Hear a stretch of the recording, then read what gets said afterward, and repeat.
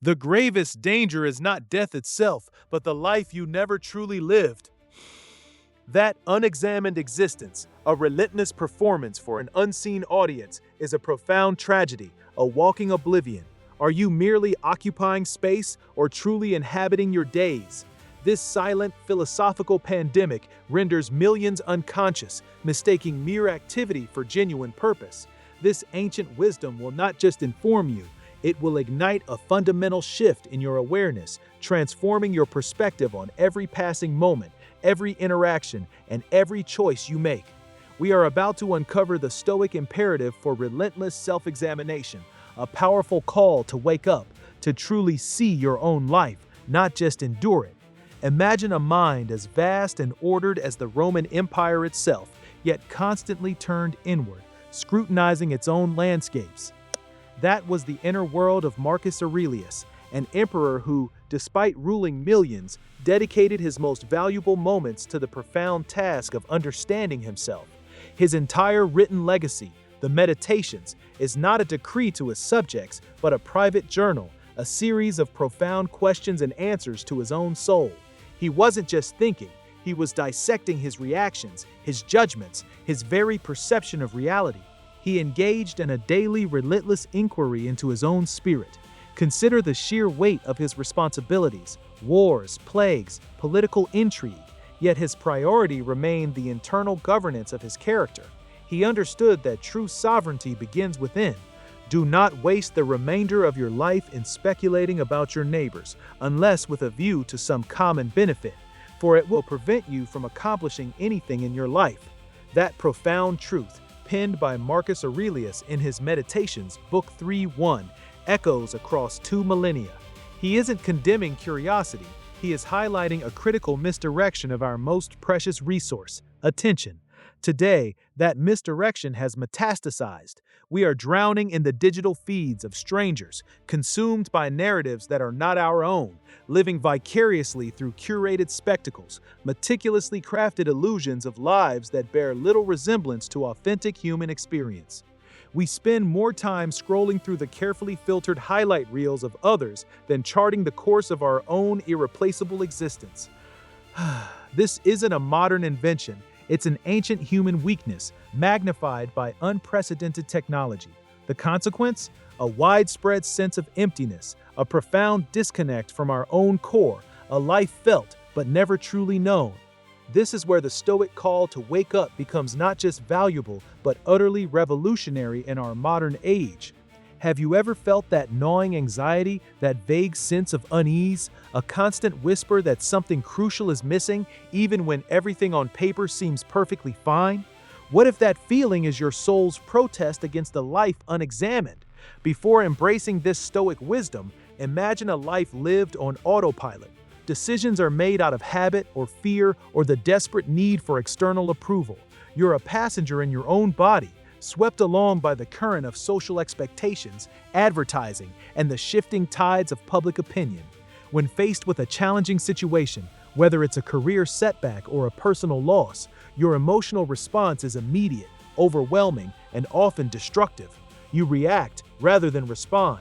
You feel trapped, resentful, powerless.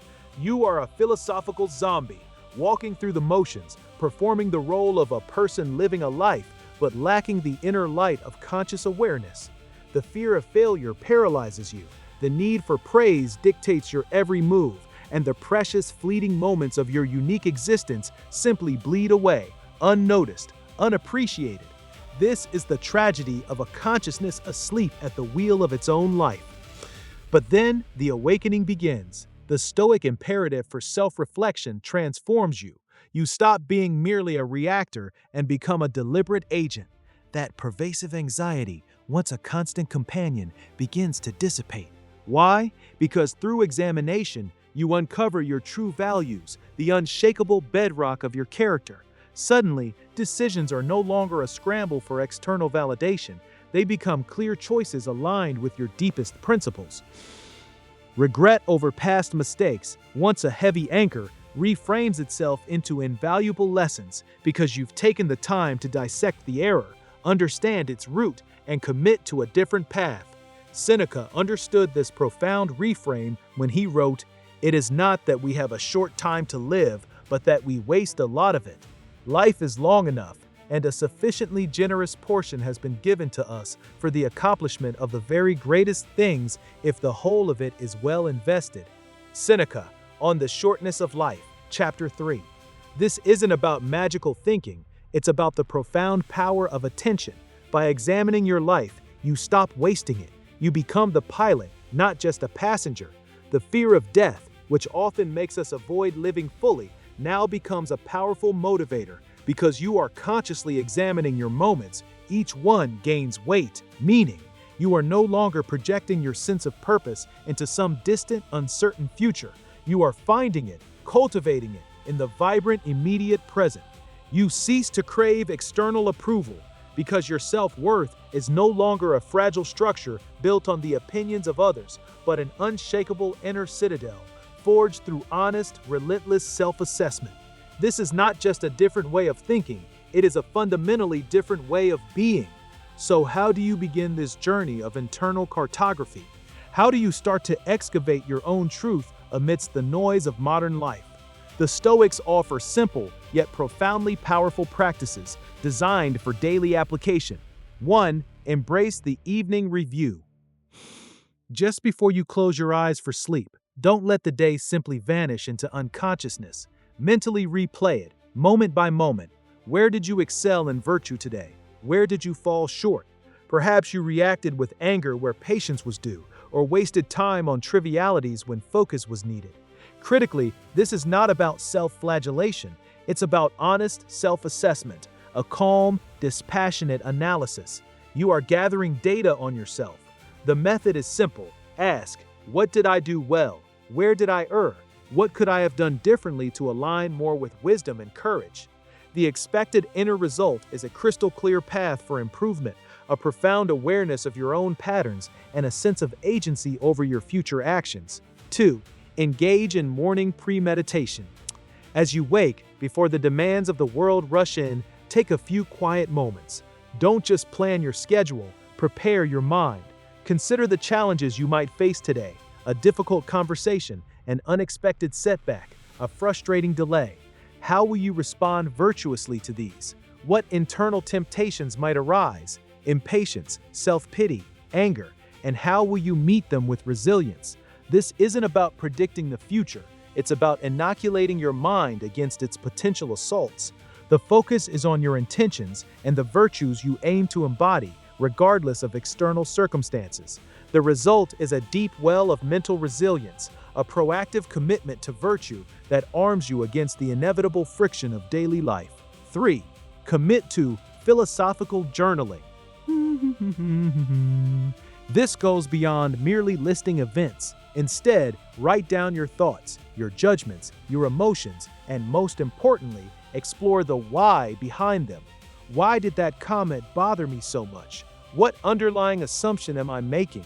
What Stoic principle, perhaps about things not within my control, applies here? This practice transforms your raw experiences into processed wisdom.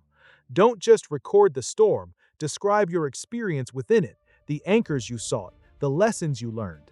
The method is open-ended reflection, engaging directly with your inner landscape, applying philosophical insights to real-time events. The expected outcome is profound clarity, accelerated philosophical growth, and the ability to identify and dissolve recurring patterns of unhelpful thought. Through these deliberate acts of self-inquiry, something profound shifts within you. You are no longer a mere spectator to your own existence, a philosophical zombie sleepwalking through a predetermined narrative. You become the conscious author of your life, an active architect of your soul. You stop happening to life and start creating it, moment by deliberate moment. You shed the crippling burden of external expectations, realizing that your value is not conferred by others, but cultivated within.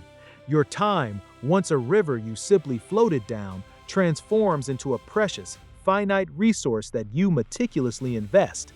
You see yourself not as a collection of reactions, but as a being with the capacity for immense wisdom, unwavering tranquility, and profound inner freedom.